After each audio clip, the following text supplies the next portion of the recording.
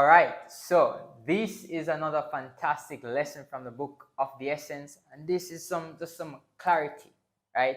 A clarity to an event, the event of the Garden of Eden. Very powerful event, humanity changing event. It changed the course of humanity. So you ever wonder? This is one simple question. You ever wonder this? So why would God put the tree of knowledge of good and bad in the garden? Why would God put that in the garden? Like, why you never just take out the tree? Why you never take out the tree? Why God put the tree in the garden? Well, I have the answer for you right here. So. Very simple. Very, very simple answer. So I'm going to see, can just explain it to you, simply so you get more clarification. So there was 2 trees in the garden, right? You have good tree, and then you have the bad tree, right? Both trees. No, okay, get mixed up now. All right. So we have this tree, bad. We have this tree, good. Good and bad tree. It's like rain, but you get it. So why would God put that in the Garden of Eden if you want people to serve him? Well, the answer is very simple. God never want men, never want robots to serve him. Exactly. God never want robotic people. He never like people to be a robot to serve him. He want people to always know. And why he put it in the middle of the garden? Exactly where them always can easily access it. Because he want people to know that any day they want, they have the freedom of choice to disobey him. They have freedom of choice to do what they want to do. He is not a tyrant. You see, God, fantastic, He is not a tyrant. You see, the devil wants you to believe that the Most High God is a tyrant. The devil wants you to believe that. He wants you to think, say, God, I want a tyrant. He want to rule over you. He want to force you to do what he said. God doesn't want to force anybody to do what he said. He laid down his laws, and he give us the choice to choose to obey.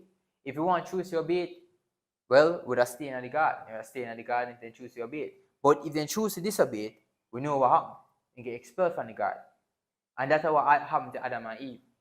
So God just wants, he lay in law, he tells, hey, don't eat from the tree in the middle of the garden, don't eat from the tree of knowledge and good and bad. Don't do that. If you do that, you go die.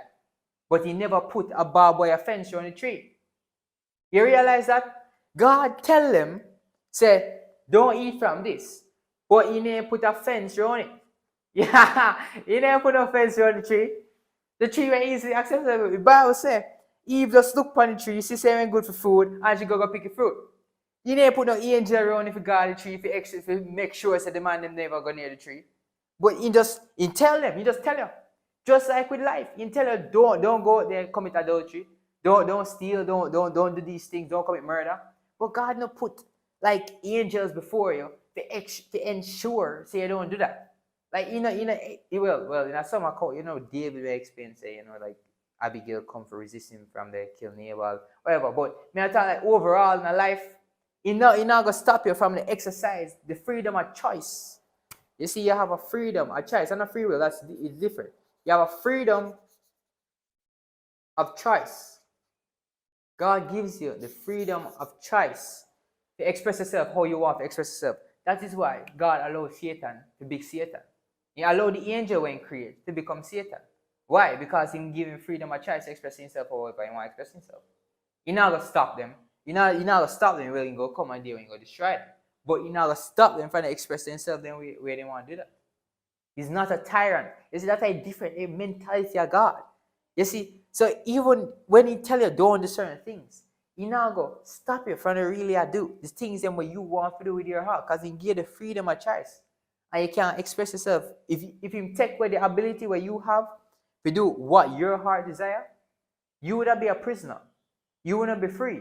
You would not have freedom. You would not just be a slave. Like, no, not even, you would not be a prisoner, not a slave. You would not be a prisoner. That means you're confined into the decision what God has put before you, into whatever God wanted to do. Now, everybody have the choice to choose to serve God.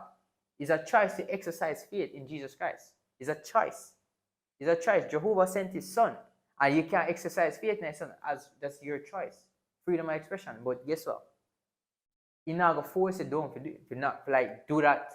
But you can go present it to you, tell yourself to do it. But if you want it or not, that's up to you. You get the freedom of choice. So that is why God put the 2 trees in my garden. Why he just put the tree of life and give man the only option to serve him? Because he's not a tyrant. He doesn't want to force you to do anything that you don't want to do. You don't want robots. You don't want to force people to serve him. You don't want people who just serve him because they have to serve him. Because that is not love. That is prison. That's bondage. That's force. That's not good. You never want. Imagine you have a wife and like you force her to love you. Just force her. Every time you have to force her. That's not loving. That's not care. That's not genuine. It's not genuine. Exactly. God likes genuine people. God loves genuine people. That's the type of people you want around him. People genuinely want to serve him. You don't want people around him but only serve him because they have to serve him. Because their parents and tell them they must serve him. You want people to come to love him themselves. So that is like the reason why God put the 2 trees in the Garden of Eden. And he never put one fence around it. Neither one angel he put before it to stop them. Because he want to give man the freedom of choice to express himself however they want to.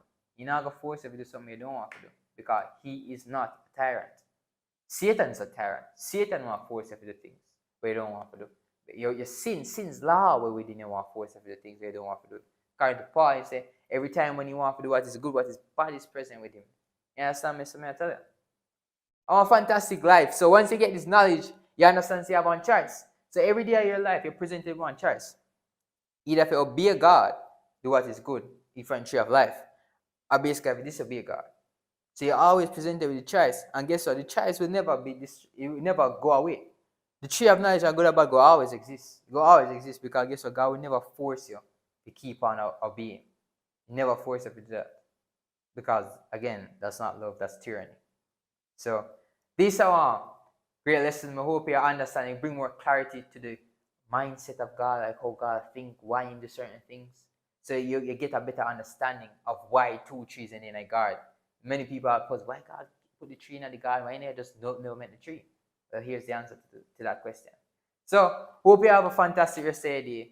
Take care and continue to read the scripture. Continue to read the scriptures.